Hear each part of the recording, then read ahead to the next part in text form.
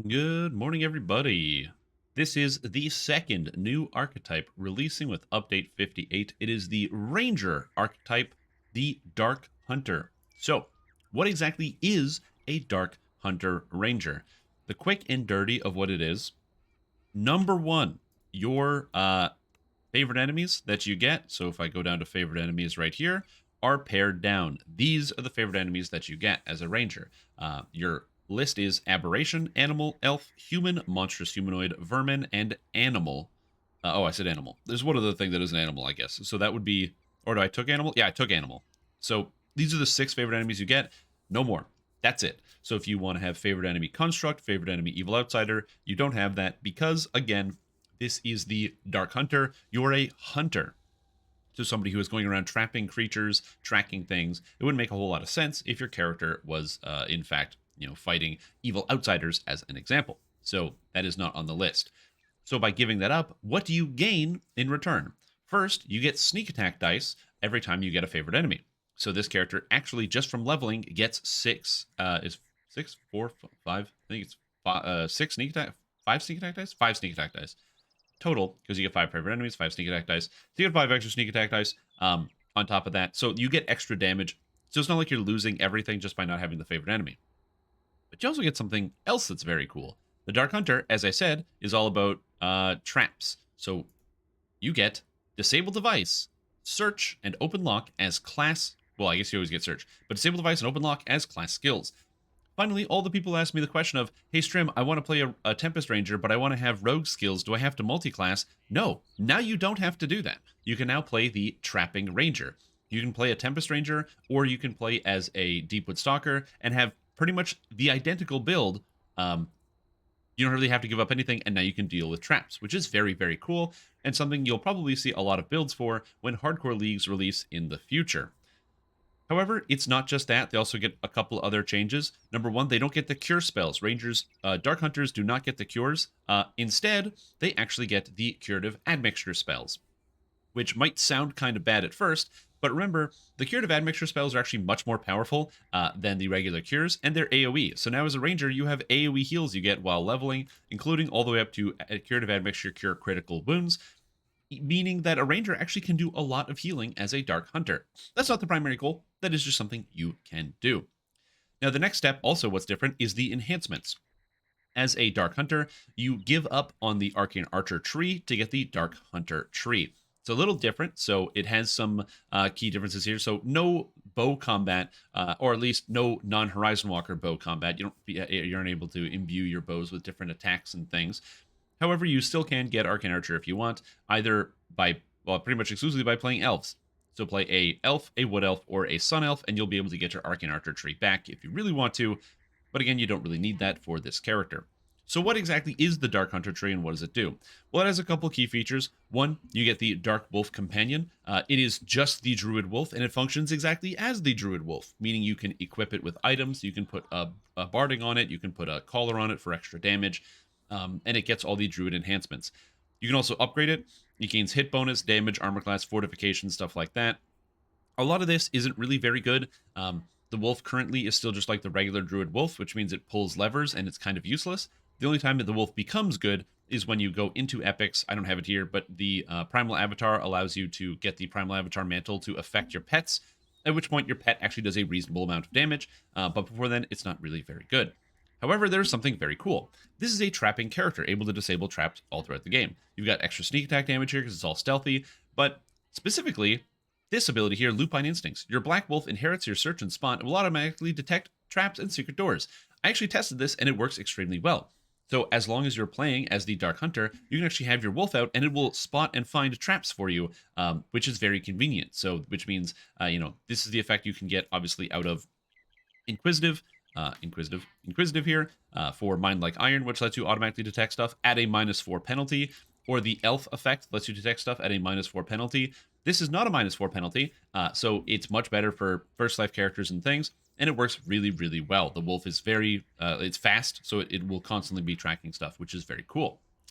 On top of that, this character also has a synergy with traps. So you get Smoke Trap, you get Snap Trap. Smoke Trap is basically just Assassin's Trick. It just looks like a bottle. And then, so Assassin Trick makes it so monsters are vulnerable to sneak attack immunity. It's the same effect. However, the animation is very fast, and you can quicken it because it's actually a spell, which is nice. So if you happen to take Quicken, you can use that here. On top of that, you also get Snap Trap, which is a root. It's basically a bear trap that locks somebody in place. When I was playing around, it actually worked pretty good. So I was shocked how good this worked. It seemed pretty powerful.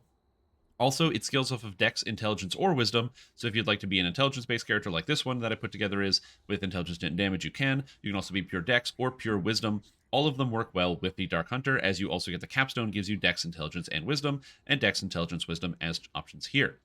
Now, there's a couple other cool features about the Dark Hunter. They do get their own imbue called Bleed the Weak. This is one of the more powerful imbues in the game, dealing increased damage the lower the monster's health is, going up to a D12 damage when they get very low.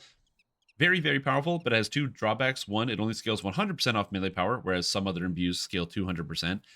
Two, because you have no Arcane Archer in the tree, it's harder to get imbue dice, so that might be added into this tree somewhere, but right now it's a little hard to come by. And then three, the biggest damning thing, a lot of the more powerful monsters in DDO are immune to bleeding, constructs and the like, undead. So it's not always going to be useful, but you can still just dump your points in the Tempest tree and pretend you are a Tempest. However, there's a couple other cool things I want to go over in this tree other than just Bleed the Weak. A lot of stuff is pretty straightforward. Assassinate DCs, use magic devices, nice especially for a ranger. During the leveling process, this is great. And on hardcore, again, also great. You also get to be able to get Slayer in the dark. So this is basically an attack, or not an attack, an ability that makes it when you attack monsters. If you kill them, you get a morale bonus to melee and range power. This is the same as Killer here, which gives you double strike and double shot. However, morale bonus to double strike actually already exists in the game. And double shot, it comes from Vistani. Vistani Knife Fighter Rapid Slash gives you a morale bonus to double strike. Similarly, there is also the Quarterstaff attack Quick Strike, which also gives you a morale bonus to double strike. So oftentimes, characters that would, if you're a Deepwood Stalker, there's a chance you're using daggers. You might not need this killer effect. Also, if you're not getting kills, it may not matter as much. But there is nothing that gives you a morale bonus to melee and range power. So this is actually just really, really good, assuming you can get kills on this character, so it's quite powerful. Now, the tier 5s is really the make or break. The tier 5 of Tempest is amazing for melee characters. The tier 5 of Deepwood Stalker is amazing for ranged characters.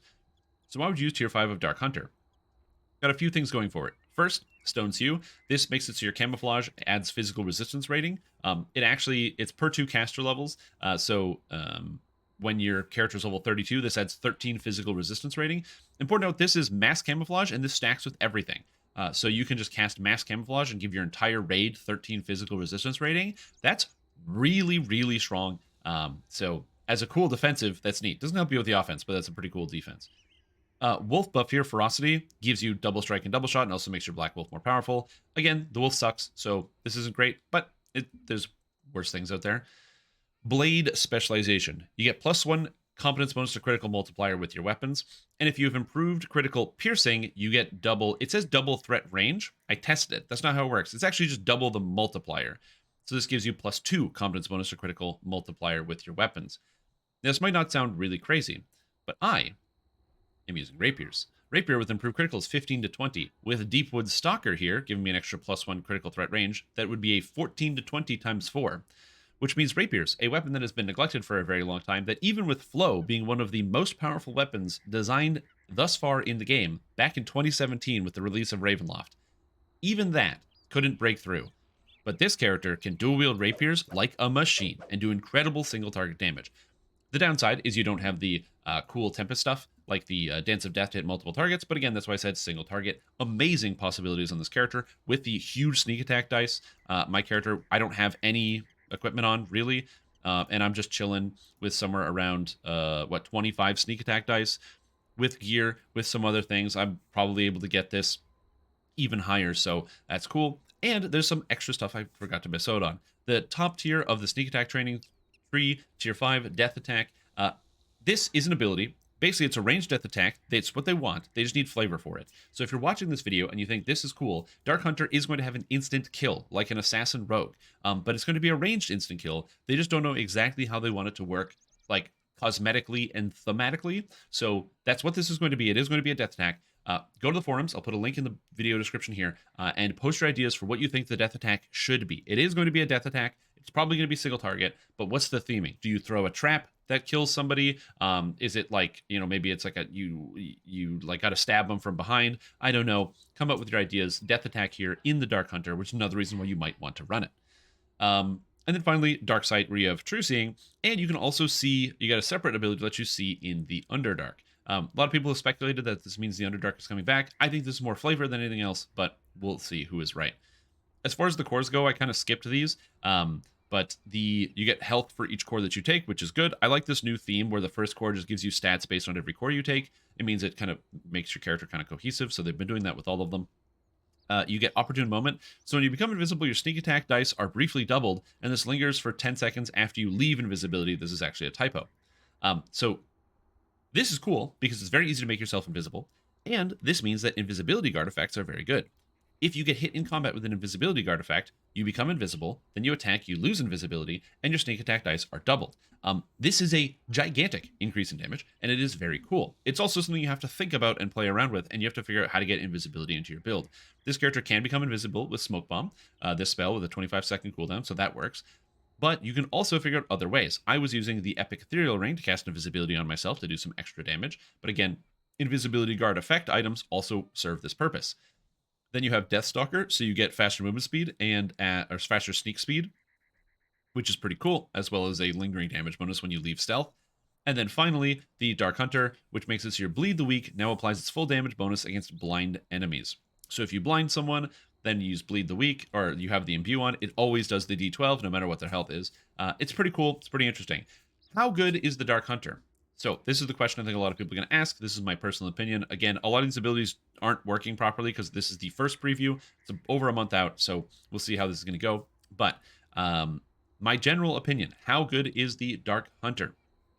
It is Tempest Ranger with traps. So at the very smallest portion, it is basically slightly better Ranger if you only want to play melee, and Ranger's already very good. So that is the minimum.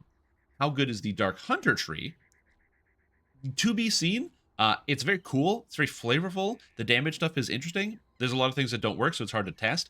With the death attack, I think this might be an extremely, extremely highly contested pick for an endgame character, simply because you'll have the instant kill, you'll have the insane single target, you're missing the AoE, but that's okay. You can get by without having that much AoE in a lot of cases. That's what you have the Blightcaster for. They're going to take everything out for you, and then you just go in and instantly kill the big monsters. Anything that's relatively dangerous, you just assassinate them out of there. So in my opinion, I think Dark Hunter is going to be quite good. I think it's going to be incredibly popular just because it's Ranger with traps. So it'll already be just like a super popular character, and it might edge out some of the popularity of Rogue as a leveling character or as a splash option. Remember, you can take a level of Dark Hunter or 2 levels of Dark Hunter, and instead of getting evasion, like you would get Rogue, you get 2-weapon fighting, right? So sure, maybe you don't get evasion, but you get 2-weapon fighting instead. So if you want to play a trapping fighter in heavy armor, instead of taking Rogue, you can take Ranger, get more hit points, more saving throws, and have 2-weapon fighting for free, so you can save a feat. Maybe 18 Barbarian, 2 Dark Hunter, 18. Maybe you want to play a Dark Apostate and heavy armor, and you want to dual wield as a Dark Apostate. You want to dual wield Vistani, Dark Apostate sort of thing. 2 levels of Dark Ranger saves you a whole feat, and saving feats is very important in a lot of those hybrid builds. So again, for me, Dark Hunter, I think it's going to be very popular. I think it's going to fit very well. I don't think it's going to displace anything as of yet, except maybe, depending on how this ends up shaping out, 14 to 20 times 4 on a dual-wielding character with over 35 sneak attack dice on top of having 250 to 300 melee power. It's going to be pretty good. So I can't tell you exactly how good or bad it's going to be, but that is my best guess. Anyway, that's what I got. This is, me, Strimtom, with my character Shyvana Windflipper, signing off. And last but not least, we have to cover the Acolyte of the Skin. That is a new archetype that I have literally nothing to show you other than just what's in the tree, because nothing else is there. So anyways, see you that one. Thank you. Bye-bye.